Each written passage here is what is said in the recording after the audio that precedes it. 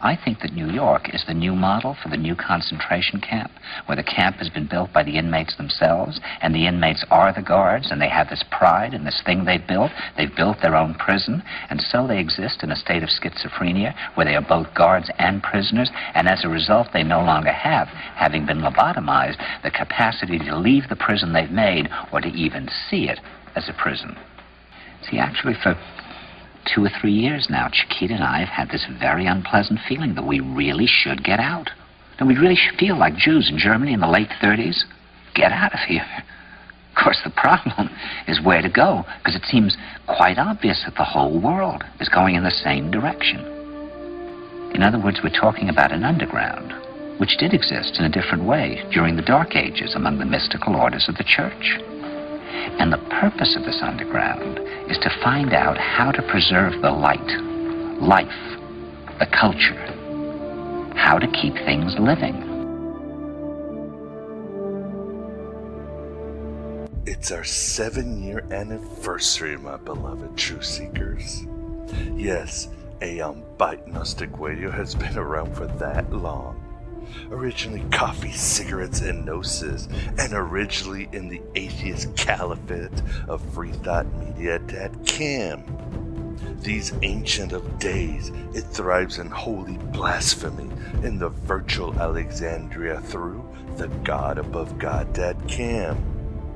And it has grown steadily thanks to our astral guests, continuing the revolution of the spigot and the mind in the name of Hypatia of Alexandria, Giordano Bruno, Jacques de Molay, and all the martyrs of higher states of consciousness and contraband truths. 300 years ago, you'd have been burned at the stake. 7 years, and so much has changed, even as the new bosses replace the old bosses and bugger us with the same old tired orthodoxy. And because of your heroic support, this Hobbit podcast continues to bring to your attention the most accepted and rejected scholars and provocateurs to your attention, distilling ancient Gnostic wisdom and other heresies into a modern and liberating meaning. I truly hope I have inspired you to find your own mysteries as you have inspired me these 7 years. We live, we fight, and we die for each other. An individual who is certainly both an accepted and rejected scholar and provocateur is my dearest friend and mentor, Acharya S., who blesses us on this 7-year anniversary, on this June 22nd, the year of our Demiurge 2013. I can't think of anyone better, as Acharya supported this venture as much as she inspired it from the very beginning. And she has manifested at the virtual Alexandria on many occasions, as she curses the forces of Jehovah and his literalist armies of religious Pied Pipers, mirror mask politicians, and Galactus businessmen. You have to understand, most of these people are not ready to be unplugged. And many of them are so inert, so hopelessly dependent on the system, that they will fight to protect it. Check out our archive of past shows for her Champagne Supernova interviews. And check out truthbeknown.com for her galaxy of breathtaking works. In this Eternal Now, she will be discussing her new book, A Pre-Christian God on a Cross, the Orpheus Bacchigos Gem Re-Examined. And as part of our Pleromic celebration, Acharya will also be granting her insights on the origins of Gnosticism, the mystery schools, the rise of orthodoxy across the world, and a whole lot of astrotheology. Lock up your literalist daughters and put on your seatbelts of Satori, because you're going one more time on the ride of your many lifetimes, out of the rectums of reality and into the inner sanctums of gnosis. And you just might have a near-life experience, my beloved truth seekers. We are bored. We're all bored now. But has it ever occurred to you, Wally, that the process that creates this boredom that we see in the world now may very well be a self-perpetuating, unconscious form of brainwashing created by a world totalitarian government based on money, and that all of this is much more dangerous than one thinks? And it's not just a question of individual survival, Wally, but that somebody who's bored is asleep, and somebody who's asleep will not say no? Oh, and there is much more. And not just my usual palaver and iocane introductions. There are changes afoot, but please allow me to introduce myself first. I am Abraxas, in his mortal incarnation of Miguel Connor, broadcasting in the lawful and frigid dystopia of Chicago, patiently waiting for the beginning of the world. Stephen Heller once said, "The difference between a mystic and a madman is that a mystic knows who not to tell." I am both, and I do tell everyone. Some things are better left unsaid, but you can bet your sweet ass I'm gonna say them here at Aeon Byte Gnostic Radio. Okay, good luck with the slow descent into madness. We're gonna go now. The big change is that I'm starting a fundraiser campaign at Indiegogo.com. I need your help more than ever, my beloved truth seekers. This will lead to a new age of glory, where the Lamb will lie down with the Prius in a politically correct Eden, where world hunger will be eliminated, and the series Firefly and the series Twin Peaks will get rebooted. Okay, maybe not that, but it is something new, and it's called Aeon Byte 2.0. You borrow my brain for 5 seconds and just be like, dude, can't handle it. Unplug this bastard. Yeah, because it fires in a way that is, I don't know, maybe not from this particular terrestrial realm. Aeon Byte Gnostic Radio has been the leading voice in bringing the secrets of ancient Gnosticism and other alternative traditions to a modern meaning. Best-selling authors, world-renowned scholars, Hollywood filmmakers, and counterculture mystics have been provided with a clear forum to spread dangerous truths that have helped countless attain spiritual and mental freedom. But the other dangerous truth is that the Gnostic message is more relevant than ever with the rise of invisible police states, quicksand realities caused by Medusa media, and conspiracy theories coming alive.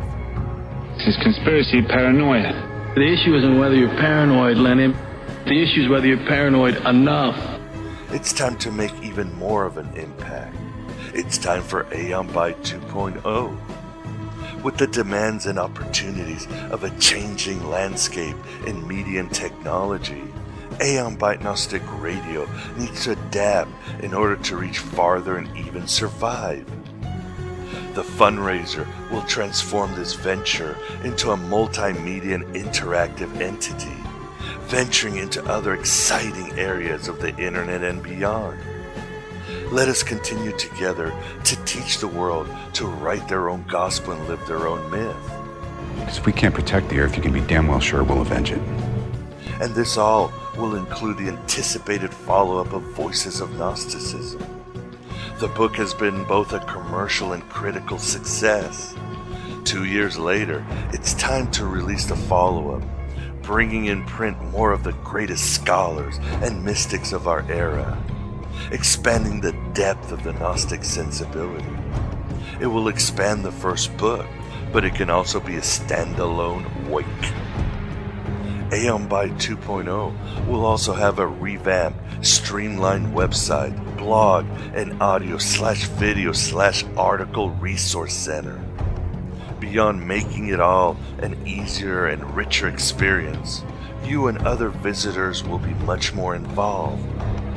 This will include a subscription area, potential forum, and various resources where you will know the process of each show from beginning to end and give me your 2 shekels of wisdom whenever you desire. I work for Kaiser Soze. I'm waiting to be impressed. Finally, Aeon Byte 2.0 will be an expansion into video and an expansion into other topical arenas without losing the Gnostic thrust. The truth is that I get approached by factions beyond the borders of religion and occultism. Even Occupy Wall Street has contacted me to interview its leadership. With more means, I will be able to expand. And all this means as well newer and more varied guests to enrich your journey into unleashing your divine spark. And there will also involve many documentaries in the future. I know you love having the power of God at your fingertips. Get off on it. For more information, please go to indiegogo.com. That is INDIEGOGO.com. And type in Aeon Byte, or just check out the links at our website. You will see how much I'm trying to raise and where these shekels will go. Please spread the word on Aeon Byte 2.0, even if you can't contribute. Or get a part-time job at the NSA and find rich donors to seduce. I mean blackmail. Convince. Our message, and that includes that of Acharya, is increasingly more important. And Acharya and I plan to work together on various projects if this all goes well. If God hasn't stopped you, the government will. And you may be wondering, what might the cult of Orpheus and the god Dionysus have to do with Gnosticism? A lot, as we've revealed in past shows and in my past articles. The cult of Orpheus was a pre-Christian mysticism that pioneered the notions of the divine spark, reincarnation, the fallen soul of man that was asleep in foreign parallel dimensions, layers of heaven and hells ruled by psychedelic demigods, and other concepts that certainly must have influenced the ancient Gnostics. In one of the Greek myths, Dionysus is attacked by the Titans. Zeus destroys them with a lightning bolt, and the universe is created, part God and part Titan. And thus, the sparks of Dionysus must return to Olympus, separated from the dirty matter of Titan essence. This certainly parallels the Manichaean, Sethian, and Kabbalah primal man mythologisms, where we are broken shards of the cosmic atom in need of unification and divorced from the world of forms, or the carcasses of dead archons. Let me tell you why you're here. You're here because you know something. What you know you can't explain, but you feel it. You felt it your entire life. That there's something wrong with the world. You don't know what it is, but it's there, like a splinter in your mind, driving you mad. Certainly check out David Feidler's Jesus Christ, Son of God, or his interview in Voices of Gnosticism for more parallels between Gnosticism and the cult of Orpheus. And Acharya will bring even more connections in our interview. But enough of my drivel. 7 years, one cosmic truth, and divided we stand, together we rise. Let us to the interview, and afterwards I have even more incendiary announcements. I guess I could be pretty pissed off about what happened to me. But it's hard to stay mad when there's so much beauty in the world. Sometimes I feel like I'm seeing it all at once, and it's too much. My heart fills up like a balloon that's about to burst. And then I remember to relax and stop trying to hold on to it. And then it flows through me like rain. And I can't feel anything but gratitude for every single moment of my stupid little life. You have no idea what I'm talking about, I'm sure. But don't worry. You will someday. This is the Aeon Byte interview, and this is also our 7th year anniversary. And I can't think of anybody better joining us than my friend Acharya S., who has been with us from the very beginning and whose inspiration and work has been a huge influence on the show, and I couldn't be here without her. So how are you doing, Acharya? Well, thank you for having me on once again, my dear friend Miguel. We do go back years, and I know over this period of time there have been some certain instances where we've really helped each other out. So I'm grateful for your friendship. It's been very inspiring to me as in return, because you actually love to read my material. So I think of you as a muse. Oh, yeah. So well, there'll always be Miguel who will appreciate what I've dug up next, because I keep coming up with the most fascinating material. It's always been there, but now we've got this fantastic access to it through the internet, which gives us millions of books in multiple languages instantly. And I can work in, as you know, multiple languages. That I do this on a constant basis. And so I have you in the back of my mind often when I'm digging up something. I go, oh, Miguel would really like that. Oh, yes. It never gets old, and it gets better and better as the years go by. And it's been 7 years, and well, what hasn't changed? Jesus still didn't exist, and we're both broke. We can count on those two. Well, I like to frame it more that the Jesus Christ of the New Testament is a mythical composite or fictional composite of characters, real and mythical. So, because as we know, when we say Jesus didn't exist, I say, well, there were several Jesuses in antiquity. In fact, there were quite a lot of Jesuses in antiquity. So, but you could say that Jesus of Nazareth is a fictional character, and that fictional character exists. So it gets very, pedantic and whatnot, and semantic and so forth. But yes, and we're still broke. So here, and very interesting as we're talking about it. You always talk about there's a certain brotherhood starting these religions, and hey, your evidence is, I think, very true. It's the Googles and the Facebooks of back then who were just disseminating all these religions in order to make more money. Oh, yeah. Well, that even if that wasn't the original intent, they had certainly the ones that dominated, that didn't happen by divine intervention. I hate to burst everybody's bubble on that. But if we look back at the formulation of Christianity, for example, a couple thousand years ago, one of the major influences among the elite was the Jewish philosopher from Alexandria named Philo. And we have, luckily, extant writings of his that are quite significant and substantial. If you have ever gotten a Philo compilation, it's like, 1,000 pages or something, and small print. So there's a lot of data stuffed in there to sift through. But if you start reading this material, you can see all these different strains of thought coming together that became Christianity, or incorporated into Christianity, that became parts of Gnosticism, that reflect Platonism from pre-Christian antiquity, from Plato, and Aristotle's philosophy, from all kinds of ideas that were floating around the Mediterranean and beyond, because we also know that by this point there was a significant route opened up to India as well.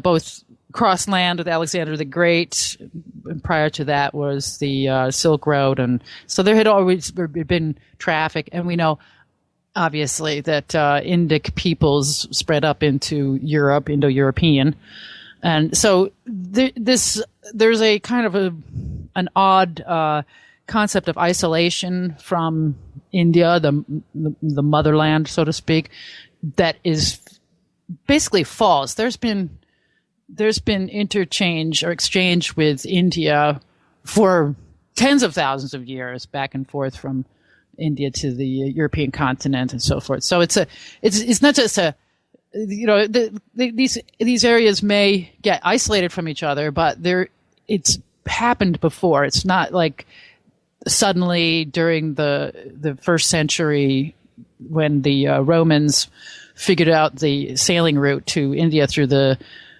Red Sea, that all of a sudden, this was the first time Indians had ever been exposed to Europeans. That's just completely false.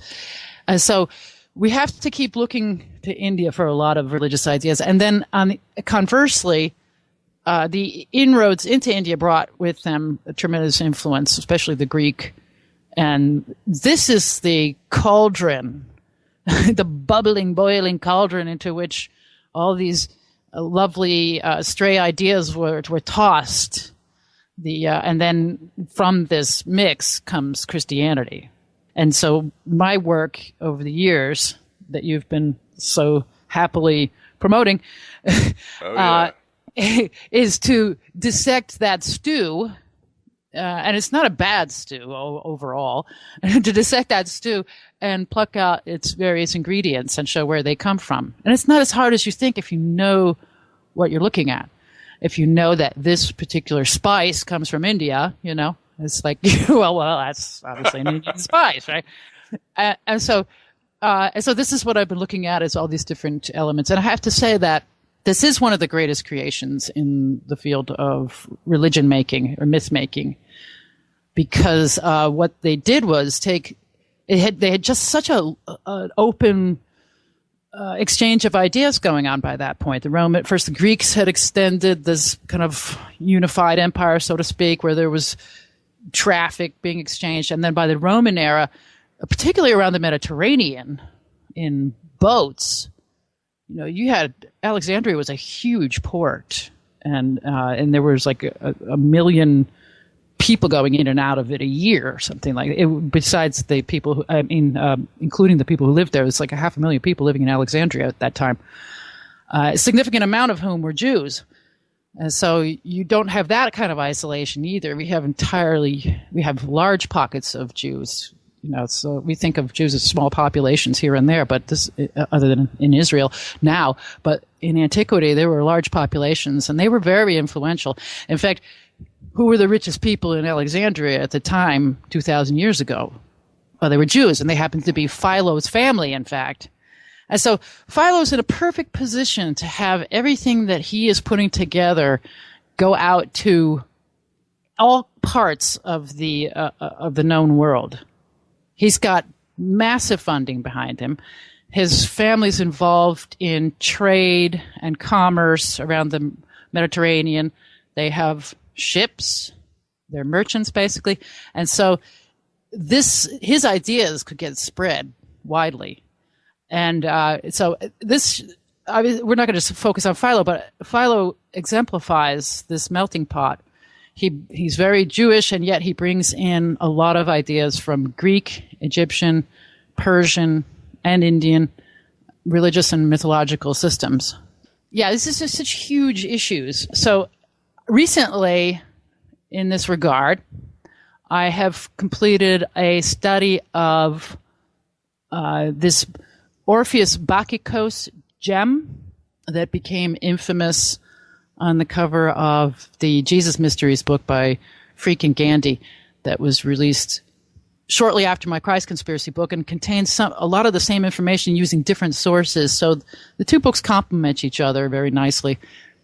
And anyway, that cover image of a man bent-kneed, hanging on a cross, with his head above the crossbar, and underneath it says Orpheus Bacchikos, and it's spelled peculiarly, but we find quite a few odd spellings in antiquity. The scribes or the people who actually carved the stones and whatnot weren't necessarily all that literate.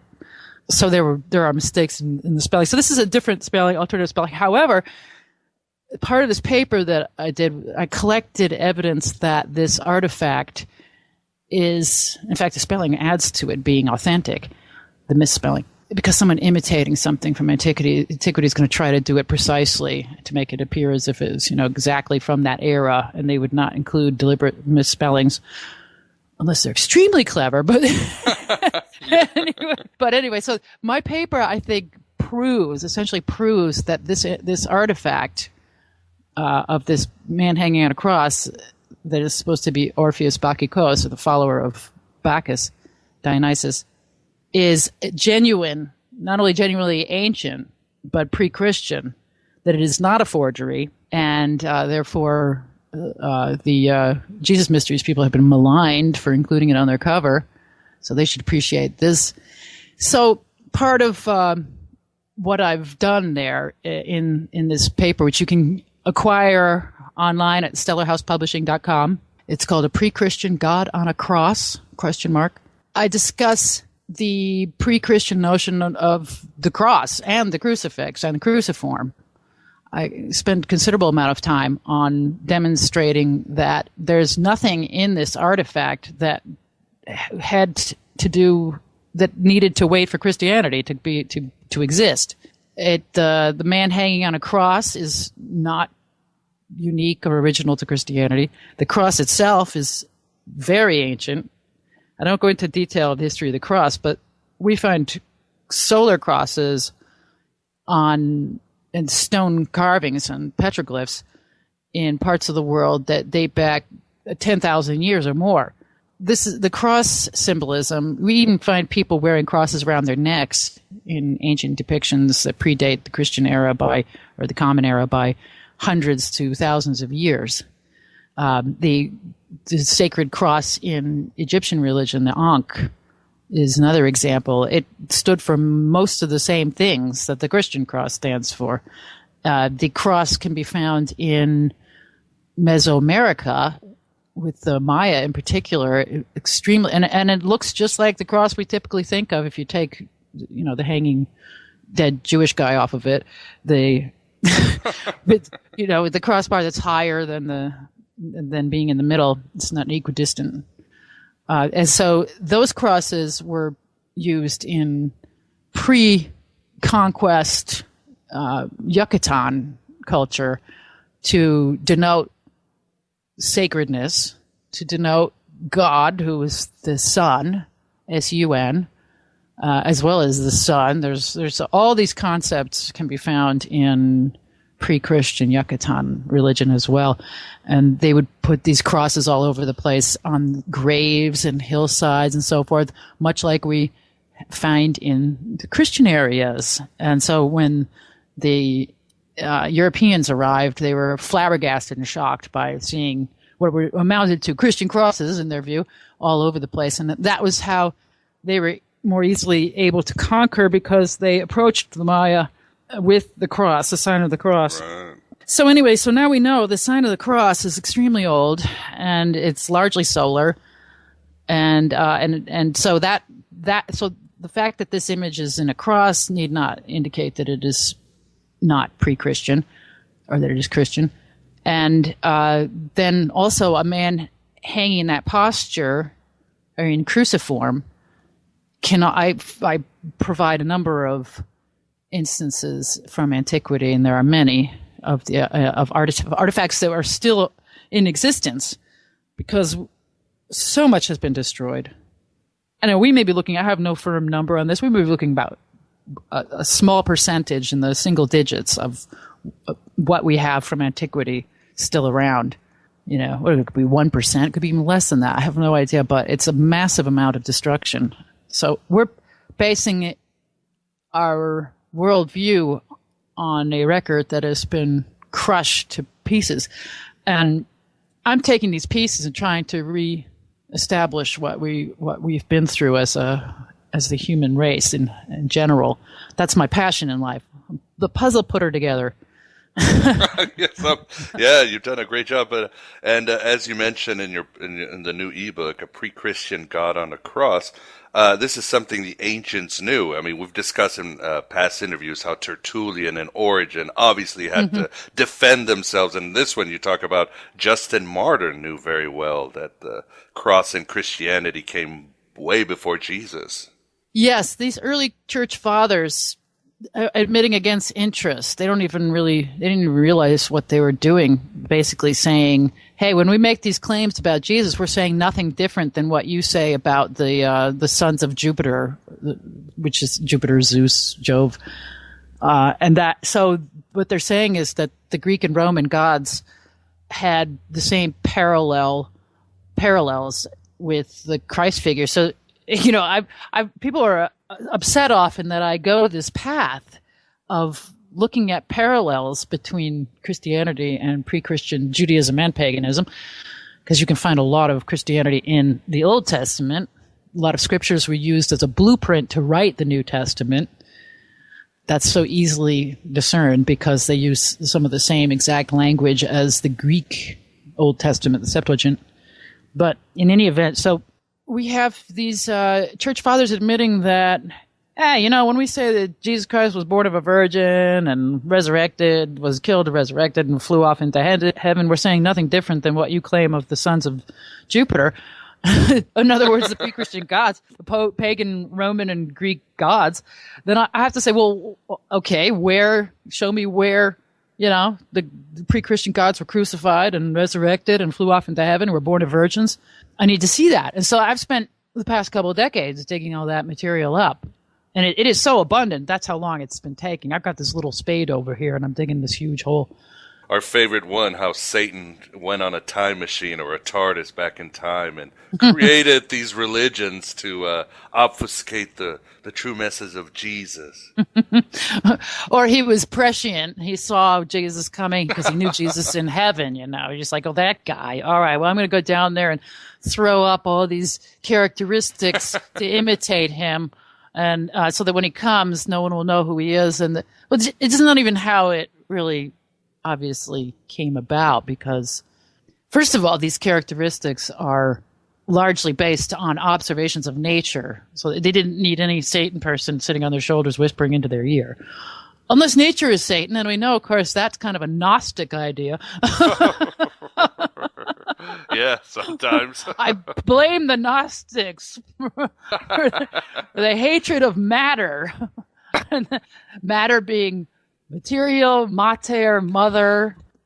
So we're talking about so how do all these things come together? Because they always do. This is what I love. I see these common threads and I develop them and pull them up and go, ooh, isn't this pretty? And sometimes people get mad at me for putting these pieces together, but man, if they're sitting where I'm sitting, it's just like this giant jigsaw puzzle that never ends, and I enjoy that. It's a difficult puzzle because it's like trying to solve a 1,000-piece puzzle of polar bears playing in the snow. But great analogy. Or panthers in the night. I mean, the black, dark sky, which we could also talk about because that's a very religious concept. But so we have this cross idea. Now, not only do we have a cross idea in pre-Christian antiquity, but we also have gods in cruciform. We have many gods in cruciform. One of the most blatant one is Prometheus, the god who supposedly brings fire to humanity. And he is crucified on a rock with chains. And so there are pre-Christian images on red figure vase, for example, about middle of the 4th century BCE, with Prometheus in a cruciform, cross shape. And this would have been extremely well known to the Greeks of the time because the Prometheus myth was very, very popular. Prometheus Bound was a popular play. And so he's not the only one. There's also Ixion, who was crucified to a wheel and destined to turn in time and so forth. And these ideas also were developed by Plato, who talks about the world soul hanging in the shape of a cross hanging in space. This concept has been repeatedly equated or associated with the Christian ideas, especially when you factor in Gnosticism, because Gnostics essentially built a whole other realm for their mythology to exist in. I can tell you why I think they did that and how it came about, and how also this mythological, allegorical, symbolic realm built within Gnostic thought process was eventually historicized and Judaized to produce Christianity. Rather than Christian Gnosticism being a heresy of a historical Christianity that was really founded by a real person named Jesus of Nazareth, for whom there is no scientific evidence, because we've dealt thoroughly with the supposed evidence from secular writers, Josephus, Tacitus, Pliny, Suetonius, Thales, Phlegon, all that stuff. I've dealt with it quite thoroughly, as have other mythicists. It's not evidence of a historical Jesus when you look at it really closely. So that's a whole other show. And I've talked about this before, and I have articles and I have passages in books and so forth that specifically address that issue of the historicity. That's just the beginning of this journey. So once that's dealt with, then we move on. We go, okay, we see that this is a mythical composite. So then, where does this stuff come from? Well, the clues are everywhere. We have the ancients themselves saying things like, this is Plato's world soul. And this ends up in, Gnosticism, of course. This is like a foundational myth for Gnosticism, is this other realm with the suffering savior, so to speak, the world soul. You see, even Justin Martyr in his first apology talks about Plato's doctrine of the cross. He says, the physiological discussion concerning the Son of God in the Timaeus of Plato. So now he's equating this world soul as the Son of God. And he says, he placed him crosswise in the universe. And now this cross shape in the universe, the church fathers are also identifying with Moses. See, all this stuff starts to dovetail together, and it's fascinating because I'm also, as you know, composing a book on Moses. Moses, when he's defeating the Amalekites, is portrayed as raising his arm, and then when his arm is raised, the Israelites are winning the battle, and when his arms are down, the Amalekites are losing the battle, and he's got his serpent staff. And so this is a great magical moment in this myth of Moses. And he's got Aaron and who's the other one? On his other arms, they're holding up his arms. He's so powerful that he can create, whether or not supernaturally move the battle in the direction he wants to, but he can't hold his arms up. It's too exhausting. Poor Charleston Heston. He's just getting old. It's just so funny. So comically, they're holding up his arms in a cross shape, and this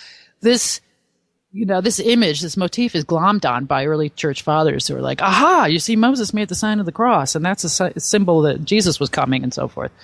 So this is actually a big deal to them, to acknowledge the pre-Christian cross and its power, and that it's a person in a figure. And I mean, it's a human in a cross shape. Moses raising his arms is a human in a cross shape. And I think they probably are doing this at this point also because they realize that there are all these other pre-Christian men in cross shapes. I have in my booklet, I have included several of these pre-Christian images. One is a 4,500-year-old stone figurine from Cyprus. That is, the image itself is in cross shape, so it's a human being with a head and arms sticking out to the sides. And then around its neck is a cross.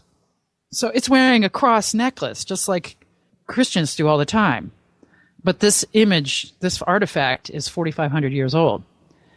And so this is quite common all over the place. So they have to tie themselves into these pre-Christian motifs in order to create this religion, in order to make it popular. They have to use these. And so I think that the crucifixion motif in the gospel story is an elaboration of this motif, and combined with the human sacrifice ritual that was also quite common. It's the sacred king scapegoat ritual. We find discussion of it in Philos of Byblos, is another Philo. So in order to appeal to the pre-Christians, they have to incorporate all of these concepts into their religion, but then they have to somehow differentiate it and set it apart. But you have all of these ideas in Gnosticism. Gnosticism starts to incorporate everything that it can find. And I think how this happened was, we know that the evidence points to Gnosticism starting in Syria. The Gnosticism as a kind of organized movement, what we refer to, we think occurred in around the 2nd century, but there are pre-2nd century Gnostic sects, and you can see again this percolation of Gnostic ideas in these sects, like the Sethians and the Ophites and the Cainites, that are said in antiquity to predate Christ's advent. And so these are kind of like the tying into Jewish mysticism before the Common Era, which in turn is tied into the Old Testament. And the Old Testament itself is significantly based on Egyptian and Canaanite mythology, as well as then when they end up in Babylon, they pick up a lot of Babylonian mythology and the Zoroastrian influences from Persia. There's also a significant indications of Indian influence in even the Old Testament. And I go into all this stuff in my Moses book. So let's just say everything I'm stating here is covered in that as far as pre-Christian material goes. Up to a certain point, I'll be covering that in the Moses book. But when you find this Gnosticism percolating in Syria, eventually ending up to be really this concerted effort at Antioch, and Antioch is extremely germane to the issue of Christian origins.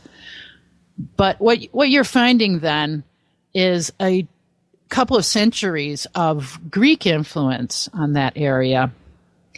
And that a couple of centuries, I mean specifically in the Syria area with Antiochus Epiphanes, and he, of course, is then tied in with Ashoka, the Buddhist missionary. So we need to recognize that this passage along the eastern Mediterranean coast from Egypt, and then also, more to the east into Arabia, but especially the Levant area, Palestine, Syria, up into Turkey, and then Assyria over to the northeast, and then the Babylon area, the Mesopotamian, between the two rivers, that whole area there, particularly where Jerusalem was, and along the coastline, that Jerusalem and Jericho are inland more, and they're at the hill country area where the Israelites really developed.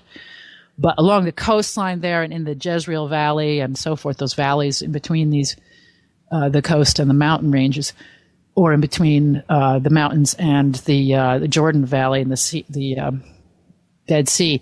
Those areas were very fertile and very trafficked, and they have been for tens of thousands of years because the people coming out of Africa passed right through there. So there's been a huge amount of exchange going on, cultural exchange, as well as battling and warfare. And we know about all the warfare. By the time this Gnostic effort starts really kicking into gear, you have this massive multicultural influence that dates back thousands of years in that precise area. And so Antioch becomes very important at this point. A lot of these power centers shift around, obviously, over the years. But so now you have this crossroads area, and they're getting renewed ideas from the Greeks and from the Indians and other people. And I think, so that's what I think happened, is that all these people being exposed to Jews, they're basically Semites, there's Samaritans and Jews in the Syria area.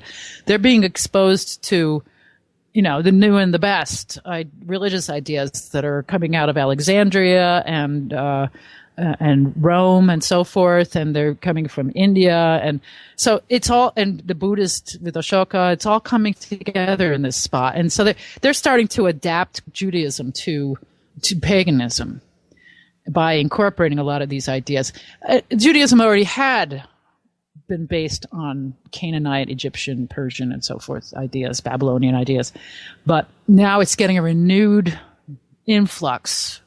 And that's what brought about the Gnostic movement, the pre-Christian Gnostic movement. But Acharya, for the listener that might not, do you agree with freaking Gandhi and Doherty that Gnosticism was basically a part of the mystery religion current, that elite boys club?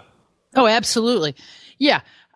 Because, these places where Paul goes to in the gospel, we find this to be it's interesting because almost the same journey, these different travels that he takes around the Mediterranean to go to where there are churches They're ecclesia is what they're called. The word ecclesia is pre-Christian as well. It was used to describe assemblies. And in the Old Testament, the assemblies are religious assemblies. And so we already had people understanding this word ecclesia as referring to assembly. And when people say, oh, well, how does Paul address churches that are already formed, basically, and when they're supposedly founded? And as you point out, where Apollonius the Tyaen had already been, and other luminaries of the times. The Orphic mysteries passages. These were pilgrimages that mystery schools initiates would want to go on, and so you have Orpheus taking essentially the same route, going to the same places, because at Antioch was a pre-Christian mystery school, without a doubt, and various of the places that Paul is referring to also had. And he's writing to in his epistles, those churches he's writing to, those are pre-Christian mystery schools that he's writing to. That's why they already existed. That's why they're already called ecclesia in Greek, which means church. It's just morphed all this stuff that already existed, they basically took, let's say, you take a church and turn it into a mosque. That's happening all over the place. Well, that's kind of what happened here. They took a pagan, Judaic pagan mystery school and morphed it into a Christian one. And it was, you could trace this. It's so easy to trace the ideas back to their origins once you know what you're looking at. And once you accept that this is not divine revelation that's dropped out of the sky, and it's not a historical story. Yeah. I know that's a big one for people to overcome, but having been weaned on the Greek myths, I can't say, well, gee, that's more divine revelation than the Greek myths. To me, they all come from the same source, which is largely the human imagination and observation of its natural surroundings, the natural world. Acharya, what about the cult of Orpheus and the god Dionysus? After all, many listeners, and certainly Orthodox, would be going, hey, what's this guy playing the lyre or the harp and this god of wine? What do they have to do with Christianity or Gnosticism or anything? Boy, that is such a big can of worms. But it's a really fun one for if you're not, if you don't have an emotional investment in the supposed historical story and the traditions. On this crucifix, for example, we have this Orpheus Bacchus, which it's speculated to mean that this is an Orpheus who is a follower of Bacchus. Makes sense. There was an Orpheus who's a follower of Apollo, and at that point, when Orpheus abandons Dionysus who's also called Bacchus, abandons Dionysus for Apollo, the sun god, then he is torn to pieces. So he's like the first martyr for his faith. So when you hear people going, oh, what about the martyrs if the god wasn't real? Well, Orpheus was martyred for his faith. So I guess that proves that Apollo is the sun god, right? And he's real. Yeah, that's it. Case closed. Yeah, I know. So even the martyrdom for your faith is Orphic in that sense. Now, of course, Orpheus, when you think of Orpheus, you think of mystery schools. And that's, again, where we're talking about where these were already in existence, these mystery schools. And the Orphic journeys of spreading Dionysus as the great savior, he was called Soter, Dionysus, that means savior. It's the same word used to describe Jesus in the New Testament, but it was applied to Dionysus and several other individuals centuries before the Common Era. So Orpheus is going around extolling the virtues of the great savior Dionysus. That's the myth. Orpheus himself is not a real person. Orpheus and Paul are very, very similar. There's a framework of a real person possibly who's been traveling, and we know that people did that. They traveled around these mystery schools. This was part of their initiation into the entire process. And these mystery schools were, although they were competing often, they were also networked more or less loosely. And so a lot of their ideas were being spread from one to the next. That's why you can find the Essenes in Judea and the Therapeutes in Alexandria. And those two, obviously, especially the Therapeutes, are another huge part of this puzzle. A lot of this material, by the way, is in my books, especially Christ in Egypt, the Horus-Jesus connection. I talk about the Alexandrian roots of Christianity. I call it the crucible, because we have, as we've been discussing, these germinating concepts in Syria, for example, as far as Gnosticism goes, and then this organized Gnostic movement that tried to unify all of these mystery schools all over the Mediterranean. That is what was glommed onto and historicized and Judaized. And this is where at the end of the 2nd century you find this huge battle between what became the Catholic orthodoxy, so to speak, and the Gnostics. They're like, the orthodoxy is then saying this all happened in real life. And I'm sure the Gnostics were flabbergasted to start hearing this, that this is, there's allegorical savior somehow ended up in Judea, as a real person. And that's the same thing. They must have been like sitting there going, what? That's like somebody taking Superman, the Superman story, and saying, the real Superman is in South America. And it'd be like, what? This is a comic book series, basically. So this is how I see Gnosticism. I know that it was taken seriously because everybody has a vested interest and there's a lot of priests who need work, right? Philosophers and scholars. Yeah, they all need to be taken seriously because what they're doing is really important. And so I can't just dismiss it as a comic book, but you can think of it in that way. Somebody's writing a comic book over here. It's all based around, Superman, and yet there's different writers and different ethnicities. They're bringing in different words and different languages, and that's basically Gnosticism. They focus on this suffering servant, so to speak, who can be found in the Old Testament as well, Isaiah. And so then they're finding all these commonalities in all their scriptures. And then, so they're trying to put that together. But because it's at this time when Jews in Antioch are doing this sort of thing, they're really stressed and under duress because their culture is being swallowed up. Antiochus Epiphanes is, for example, doing terrible things to get them to forget their Jewish law and traditions.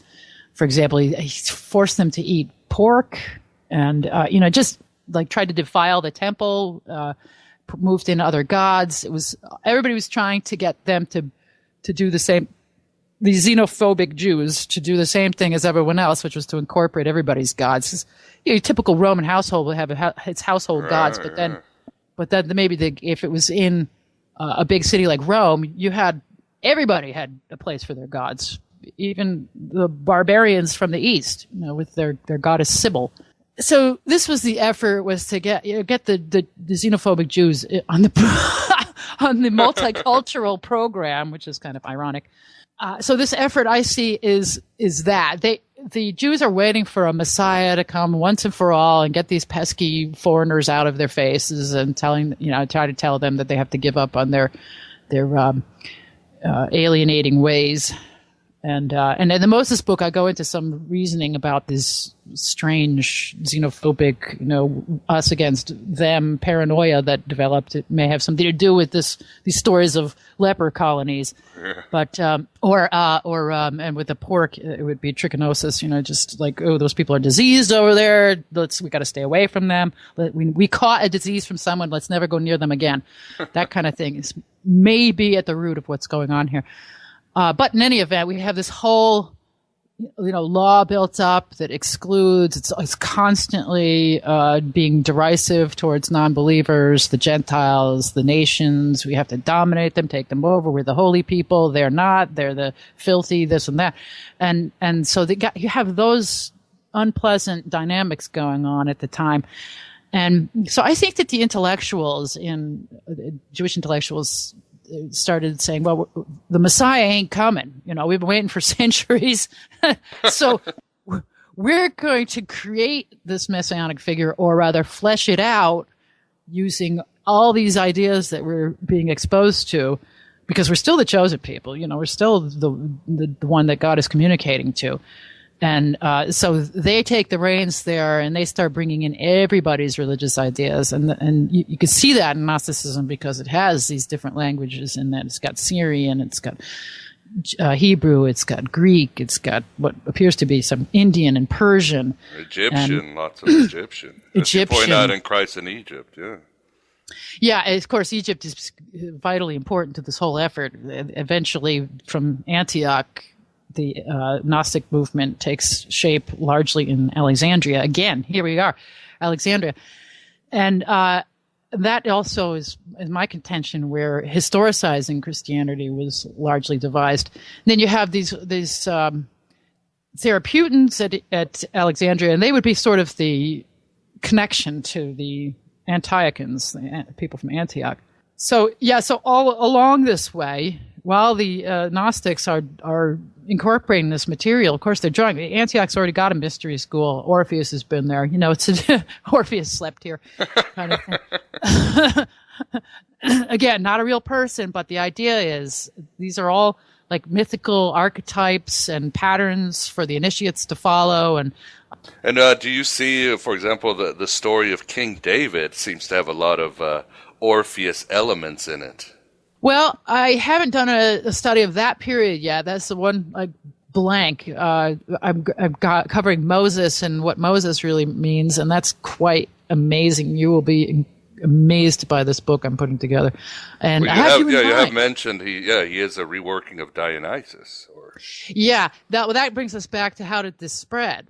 Okay, now one thing that people may not be aware of when they're looking at how trends develop is a food or drink connection, or some kind of merchandise, or commerce commercial product, because that really is, we cannot function without these basics. So there is no culture without your basics being taken care of, and they are then the root of a lot of religion.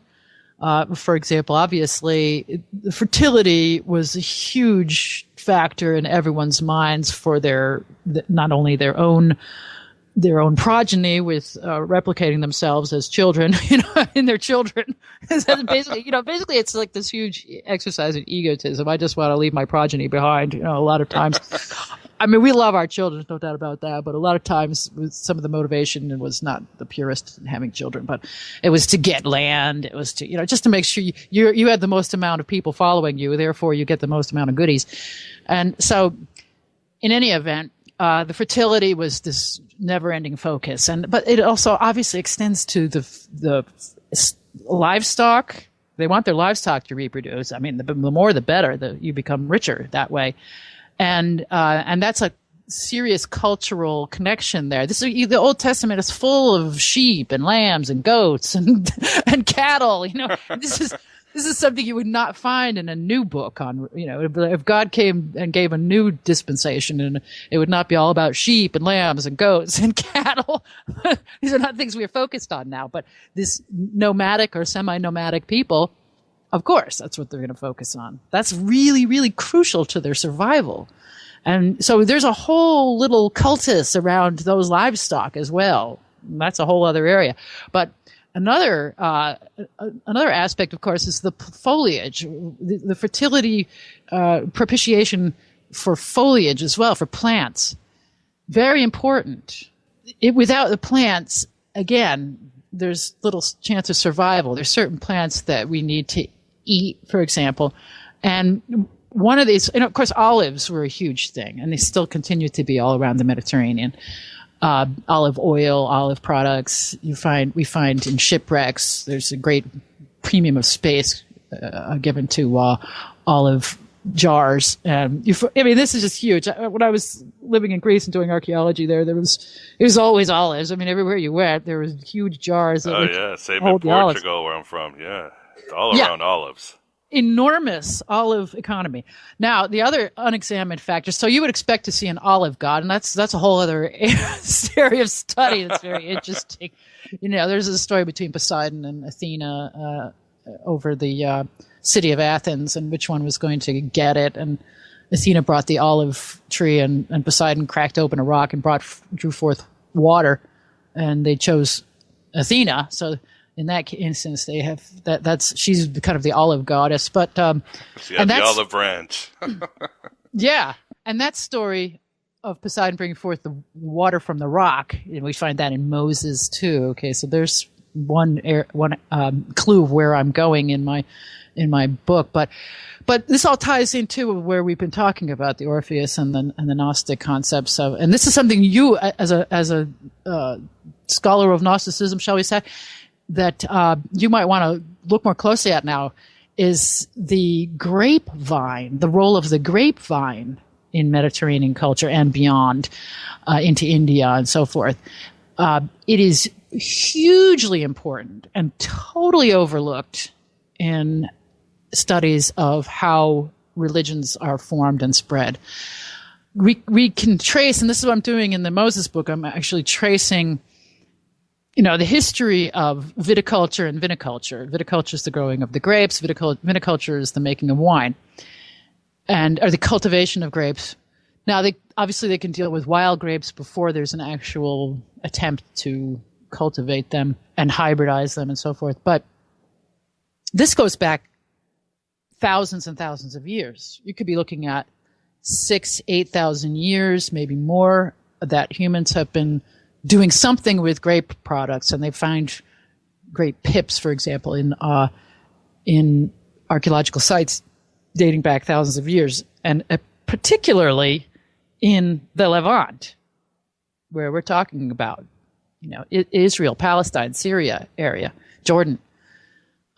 They didn't make great wines necessarily. There's a lot of sweet wine. You don't think of Israel as producing great wines, but they'd produce their Manischewitz, right? This really sweet stuff that is not really a chance to age.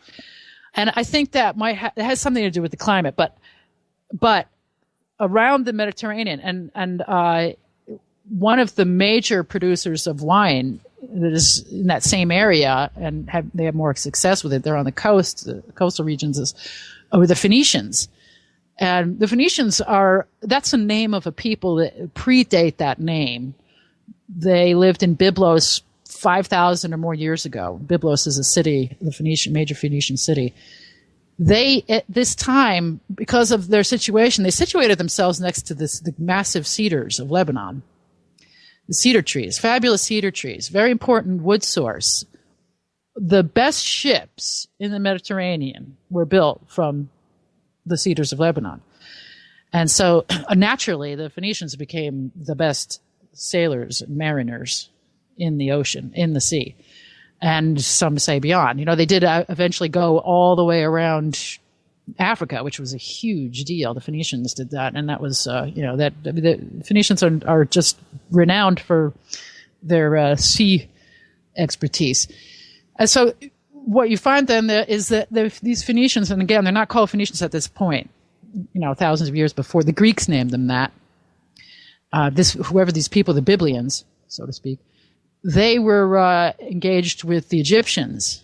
We find cedar in Egypt, cedar wood used extensively in Egypt. So there's this very long-term relationship between the Egyptians and the Phoenicians. And you can see that in their myths as well. The Osirian myth, where he's torn to pieces and part of his body is encased in a tree in Byblos. And Isis and Hathor are the lady of Byblos. They're the same as the Phoenician goddess there. And the word Byblos is, that's where the book came from. The Phoenicians developed the alphabet. And all alphabets, not pictographs, ideographs, and so forth, but alphabets are derived from the Phoenician alphabet. So the Phoenician culture is massively important. And what do we find in the Phoenician culture? We find a wine god. And then you can trace that wine god even earlier than this, up into Thrace and so forth. And that's where the story said Dionysus comes from Thrace. And so eventually you find the wine cult and the vine cult, the viticultural and vinicultural cultists traveling all over the Mediterranean. And the ideas that go with it are from growing grapes and processing grapevines and making wine. And so a lot of these ideas that we find having to do with fertility and death and resurrection and concepts associated with the medicinal aspects of wine, these are being spread through the planting of grapevines all around the region. And it's a big region. We know again, Portugal has grapevines, and Spain, Italy, and France, and they're well known for their grape products. And then, of course, along the Nile was a huge grape growing region. And so Osiris is the equivalent of Dionysus there. The two are equated in antiquity. And these figures also are solar deities. And so the sun ripening the grapevine, and also the ripening the wine, fermenting the wine. The sun becomes extremely crucial to this. And then, of course, there's the water, and Osiris is the god of water as well, and he's green because he's the photosynthesis in foliage. And all these things, again, percolating, and we can start tracing them all around the Mediterranean. And this is how religious ideas spread, and particularly through great mariners like the Phoenicians, who eventually, they're replaced by the Romans, but they had opened up this whole world of commerce to everyone else. And they really then had a huge hand in creating the civilization, Mediterranean civilization of that period. So by the time the Romans were dominating, they had ports everywhere, well established. They're exchanging ideas. So this is not an isolated thing where you go like, well, how would they come up with that idea if it's from way over there? They'd been bringing ideas from one culture to another for thousands of years by that point. How does this all tie together then? I'd ask. Well, it tells us how David was a reworking of this, Moses is a reworking of Dionysus, and it's all just one amazing stream. And you keep doing the detective work, as you once called it, your CSI into mythology and comparative religion.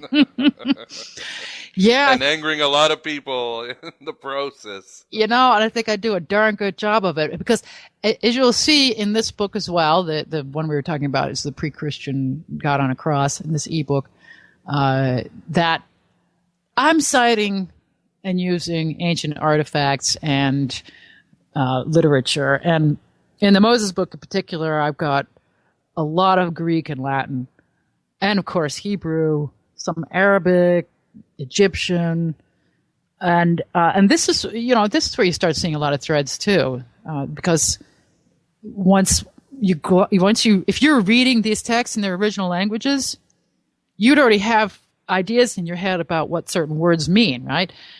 And so if you're reading pre-Christian Greek texts and you're seeing this word ecclesia, which means church, and it becomes so prominent in the New Testament, but you're already familiar with this. It didn't just burst into the scene when Jesus came and says, I'll establish a church. He's using a word that already existed.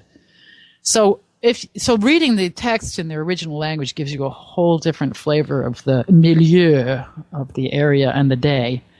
And in fact, you can see how the ideas would have been resisted, and why you have these church fathers having to make apologies, because I'm sure there were people like me crying foul and saying, you've just hijacked our concepts and are representing them in this, kind of degraded ripoff, so to speak, that doesn't even incorporate the ideas behind the scenes. We can bring this, speaking of ideas behind the scenes, we can bring this back. Those would be the Gnostics in particular during the 2nd century, who would be saying to the historicizers, hey, what are you doing there? You can't turn this, our mythical and allegorical savior into a real guy of a particular ethnicity. They're trying to get away from the ethnocentricity in order to unify all of these different religions. And again, I think that they started with this, they start projecting this Messiah in the sky business.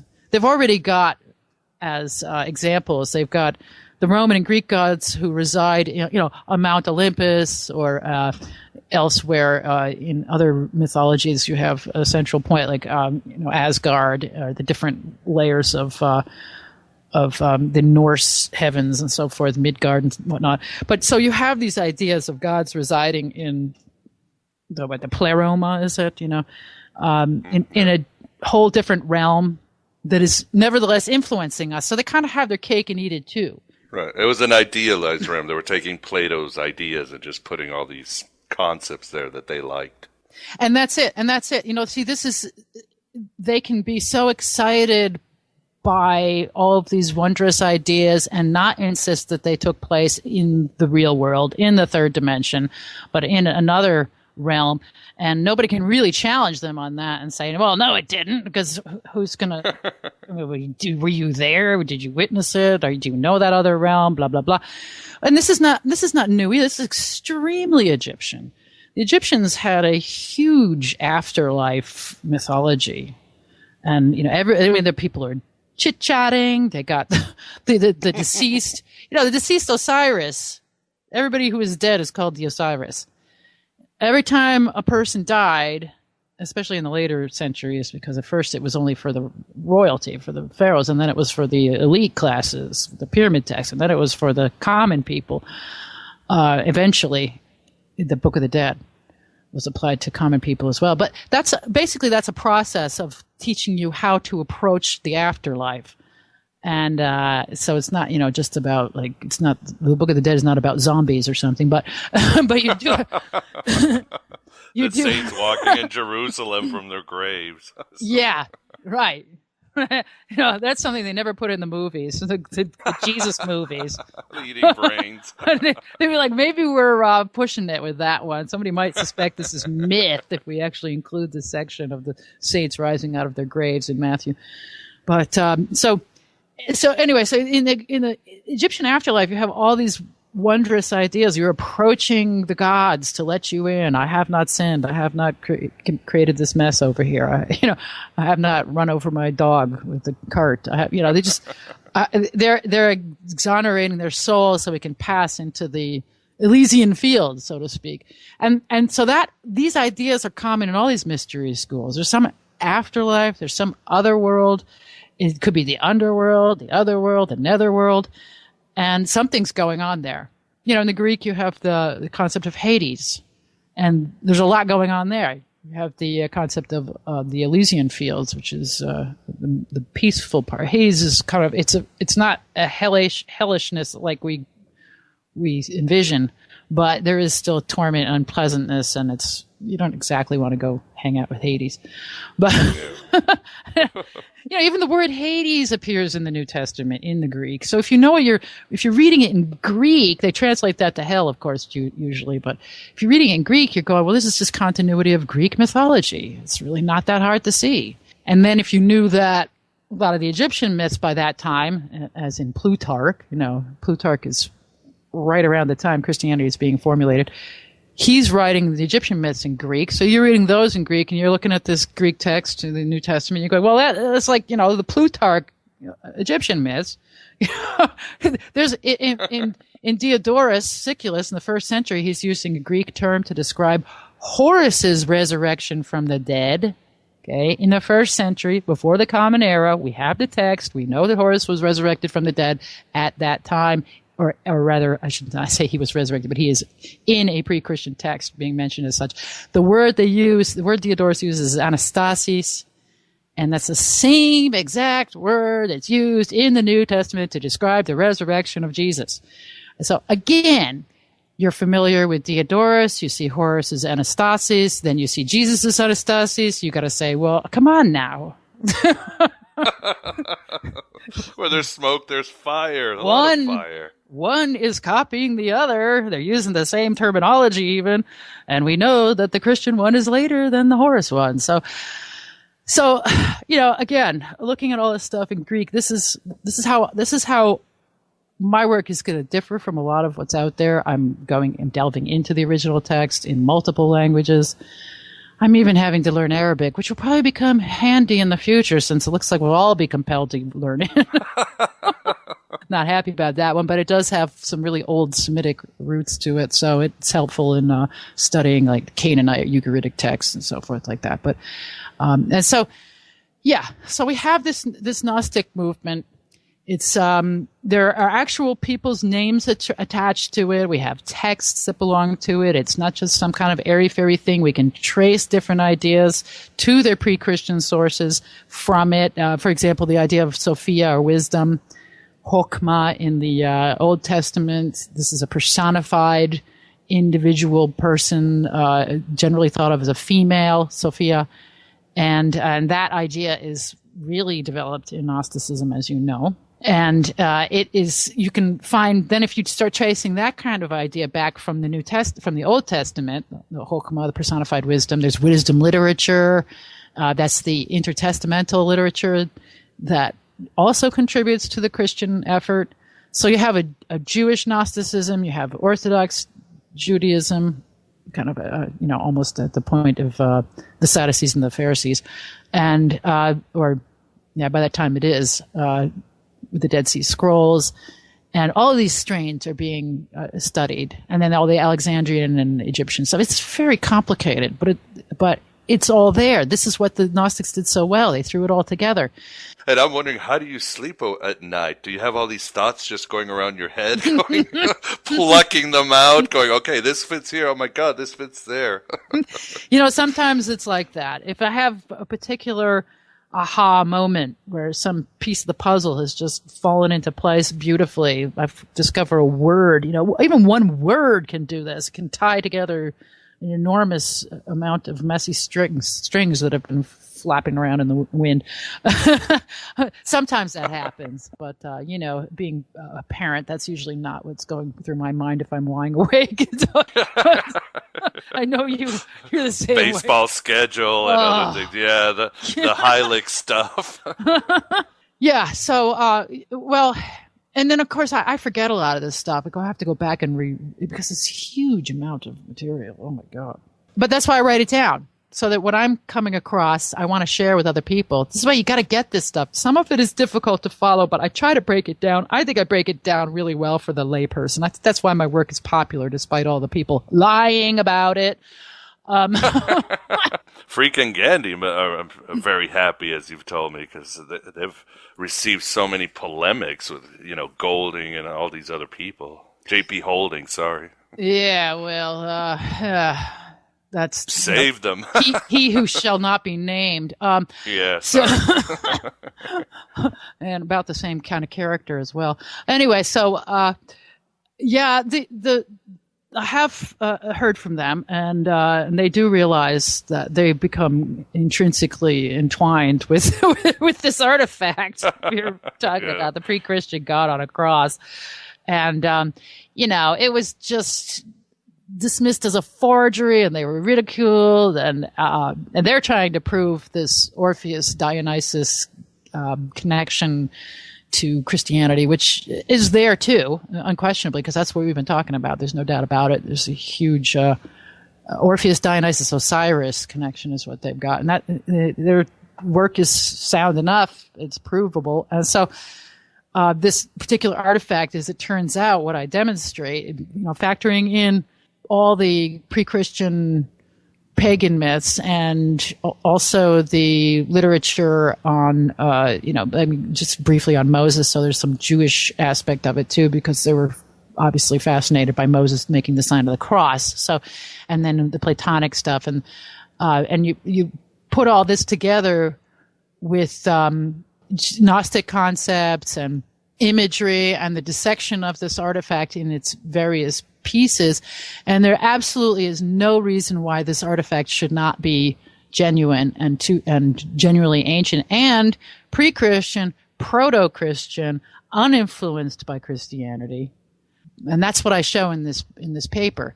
And so, what does that all mean? Well, it's important, obviously. And I'm also supporting the work of Francesco Carota and Arne Eichenberg, who did the paper on, or have written a book and then subsequent material on the Julius Caesar connection to the Jesus Christ figure. And in fact, if you see, JC, there's a clue right there. But these, of course, you can't really use that because there was no J in Latin.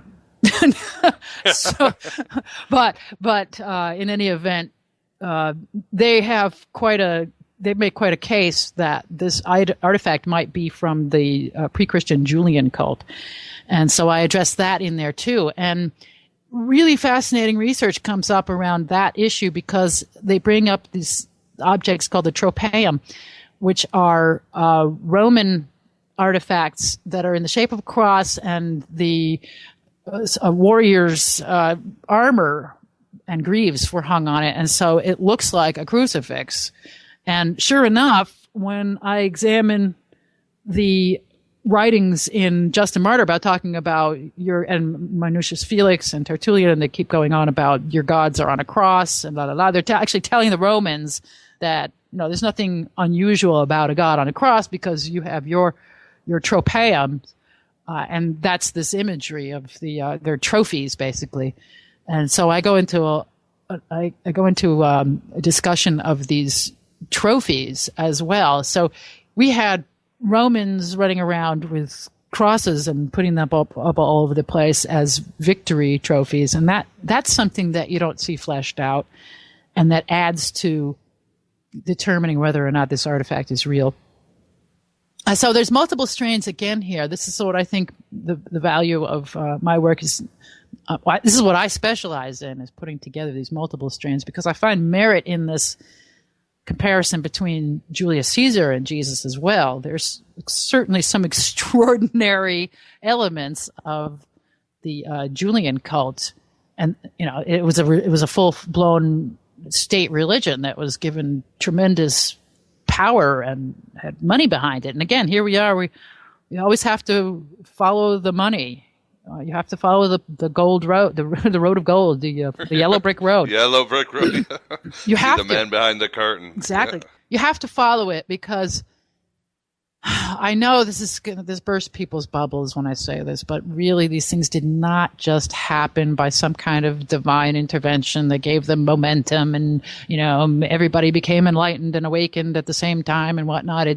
It was a very slow process of spreading the religion. It had tremendous amount of money behind it. It had a hugely powerful group of people who were promoting it. Eventually, as you know, after basically Emperor Julian was assassinated, that's when the last real pagan power was removed from the onslaught that followed, which was some heinous 1,000 years of Dark Ages. But yeah, what a record. Well, we could just say the UFOs did it. They planted everything. Oh, well, that's a whole Isn't other that your show. other frontier? Yeah, oh, my gosh. No, I got to have a show on that, because it just never stops. Yeah, let's do one soon. And yeah, that too. I'm going to do something. I mean, I have to do multiple shows on that, because that's just a shame. I study that subject too. I love it. It's fascinating. But the ancient gods are not aliens, period. They are the sun, the moon, the stars, planets, constellations, wind, water, animals, everything in the natural environment, wine, fertility, it's so on and so forth. And this, to me, is much more interesting than some little green guys, or however you want to describe them. I find the subject fascinating and so forth and so on, but the evidence is not there. It may be for something else, but not for the gods being aliens. The gods are as they are described by the ancients themselves. And no, let us not insult the ancients' intelligence and say that they were really looking at aliens, but they thought it was the sun. Apollo is a sun god. He rides in a chariot. He didn't ride in a flying saucer. He rode in a chariot that is the same technology that you would expect from that time. Okay? So if they were aliens, why wouldn't Apollo be depicted in a spaceship instead of a chariot? And Ezekiel and all those other guys. And the chariots are not made out of titanium, okay? So they're just made out of wood and the metals that you would expect of the time, and they're drawn by horses who existed at the time. It's everything fits in its place. So anyway, all these ideas that I'm talking about, the people who are formulating Christianity are obviously blatantly aware of them. They're aware of these tropaeums, these crosses.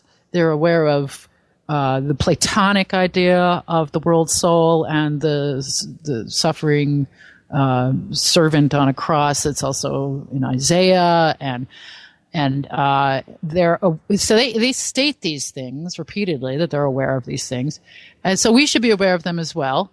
When, like I say, when all this stuff is percolating in Syria, and the Jews are saying there's no historical, physical Messiah on his way. They've been waiting for centuries. So now they're going to say, well, this all takes place in the pleroma. This way they can acknowledge that it's mythology, and yet they call it allegory. And yet it really is true, too. So here's the clever solution that, because they're so literalizing, they're looking at mythology, they're looking at the Greek mythology, Zeus has been installed in the temple at Jerusalem by this point, so they're like compelled to look into Greek mythology. There's tons of them, Jews at Alexandria, and so they're all up in the Egyptian mythology. And we know that they were at Alexandria. There was a Jewish Isis cult. Those are the Therapeutans, and they had non-Jews as well. But so they're the ones who are involved in all these different religions, and they're taking in all these different ideas, but they're putting them into this mythical realm, so they don't have to say this really happened in history, which would be very tricky to do. But they're trying to transcend all these different cultures and merge humanity in one. You can see these efforts being made. And some of these groups are more powerful than others, and they're going to influence the Christian effort more than others, like the Ophites, for example. There seems to be a very old strain of serpent worshippers. And so this is why you see a serpent cult thread throughout the Old Testament and then into the New Testament, BUIs of serpents, and because this is the serpent goes hand in hand with fertility, goes hand in hand with vineyard viticulture. They were seen to like aerate the soil and just helpful in all regards. So the serpent is underneath temples were considered to be bringing the spirit of the underworld to the oracles, and oddly enough, there's a serpent god in Ugaritic mythology called Musa.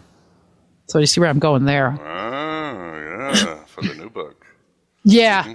yeah. It's Moses basically is a serpent wine god, and you can trace these parts of the myth, and this is what I'm doing, and I'm telling you, the material is there. It's right in front of our faces. It's massive. It's so huge that I'm looking at another 500-page book, maybe close to 600. I'm trying to crunch it down. But this is why it's taking me so long, because this has been a year now. I've been working on this one, and Gnosticism. Then we find is pre-Christian, and that it extends into the Christian era, and that the ideas that they were trying to put together are basically adapted into a literalizing Christianity that also Judaizes the main central figure and places it into a Jewish framework in Palestine. But all of these ideas are pre-Christian, and the idea that suddenly, now Philo's writing about the Word incarnate, the Logos. He's got this whole extensive description, and this Logos thing was also developed by Plato significantly, but they find traces of it in the Old Testament and so forth. And so Philo sits down and he starts to make the Logos is basically the Messiah. It's allegorical, blah, blah, blah. And at the same time, practically as he's developing this figure, according to Orthodox Christianity centuries later, Jesus was walking around as the Logos in the very place where Philo was most focused, Judea. And yet Philo has no clue that this is going on at all. No interest. It never discusses any such person walking around, Nazareth or Jerusalem or anything. So this is a really good indication that story did not happen. and that the material was drawn from Philo and from the Gnostics and all that the Gnostics represented, and other sects within that entire network, the Therapeutans and so forth and so on. I think that's all the time we have today. I'd like to thank you very much. And again, I can't think of anybody better to be here on our 7th year anniversary. And let us hope we have another 7 years of trying to bring out the truth and, of course, pissing off a lot of people. Well, I don't know if I want to hope for the last part, but well, it's inevitable. Yeah, but it's too bad, because I bring all this material with a happy heart, because I couldn't do it any other way. But because I'm like a child who's just discovering things. I grew up digging in the ground, looking for things. Always, I was exposed to people digging treasures out of the ground at the age of 2. And so I was very interested in digging things up. And now I dig things up in books, and like anything else, if I dug it out of the ground, I want to go show my mother, so to speak. I'd be like, oh, look at this. This is great. This is fantastic. So this is what I'm trying to do all the time. And bat away the pathology that's developed alongside religion. So I'm not just trying to destroy all religion. I'm saying this part of it is really cool and good. Look at this. And let's prune these pathological branches over here. And so this is, there's a multi-faced aspect of my work. And this part of it, with the bringing the treasures to light, I enjoy sharing all those with you. And we've had a wonderful time doing that. And that part, I hope, will certainly continue. And there you have it, my beloved Truth Seekers. Our 7-year anniversary interview with Acharya S. on her latest book, A Pre-Christian God on a Cross, the Orpheus Bacchicus Gem Re-Examined. She just keeps uncovering more dangerous truths to expand the collective consciousness of humanity. A destroying Kali of literalism and bigotry. And again, check out her past interviews at our archive of past shows and her stellar work at truthbeknown.com. And remember, as Yano Kuliano proposed, where there is history written by the victors, follow the branches of thought instead of facts to find the truth. And certainly follow the money trail until you find the ruling men behind the curtain. And again, please don't forget Aeon Byte 2.0 at Indiegogo.com. That is Indiegogo, INDIEGOGO.com. This is my first and last fundraiser, a second reboot, and it will fuel an interactive multimedia reincarnation that will spread more of the Gnostic wisdom. Everyone deserves Gnosis, and with Aeon Byte 2.0, more people will get a chance to find their own Gnosis. I could speak more about my challenges and victories over the 7 years, but that is my shortcoming. And in Aeon Byte 2.0, I will be far more interactive, maybe in a forum, with you, my beloved Truth Seekers. If I don't meet my fundraising goals, it will be time to reconsider the future of Aeon Byte Gnostic Radio. The Archons will have won another of 1,000 battles against the Apostles of Light, the generation of Seth. And so it is, or so do the Archons think. I'd also like to mention an organization that supports both Aeon Byte and Acharya S. That is Mythicist Milwaukee. Their mission is to provide an outlet for those who wish to learn and share knowledge relating to the Mythicist position. Mythicist Milwaukee is dedicated to researching the parallels of ancient myths and modern religions, to explore those parallels and simplify them so that the regular person can identify with them. I'm sure this sounds familiar to you, my beloved Truth Seekers. Mythicist Milwaukee holds a monthly meetup group downtown Milwaukee, and they share their insights and findings on Facebook and Twitter. These very cool sinners recently went to Egypt in order to get firsthand into the Egyptian parallels of modern religions. You can find their mind-blowing video on YouTube. You can also find their work on Hamtramck, Michigan, where they get the locals' feedback on the broadcast of the Adhan Mosque. The documentary also reveals parallels to the ancient Iranian mythology, Zoroastrianism, and the story of the night journey of Muhammad. And a lot more heretical stuff, my beloved Truth Seekers. For more information on Mythicist Milwaukee, please visit their website, mythicistmilwaukee.com. And I also do have a link at our page if you want to click that instead. Very impressive work that continues to impress me. I'll end with some great words by Nietzsche from Thus Spake Zarathustra, which I feel exemplifies what Acharya, the boys at Mythicist Milwaukee, and yours falsely have been doing for a long time, maybe long before our present incarnations. Here it is. When I came to men, I found them sitting on an old conceit, the conceit that they have long known what is good and evil for man.